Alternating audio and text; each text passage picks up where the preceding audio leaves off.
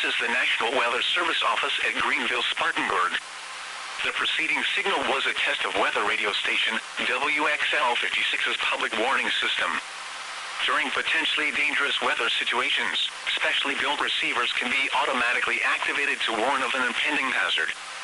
Tests of the signal and receiver's performance are normally conducted between 11 a.m. and noon each Wednesday.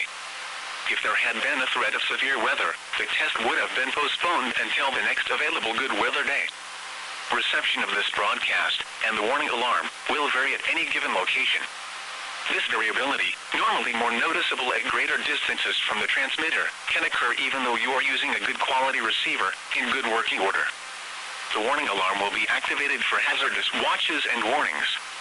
For station WXL 56, broadcasting west of Asheville, on a frequency of 162.400 MHz, the warning alarm will be activated for the following counties in North Carolina: Avery, Buncombe, Burke, Haywood, Henderson, Jackson, McDowell, Madison, Mitchell, Polk, Rutherford, Transylvania, and Yancey.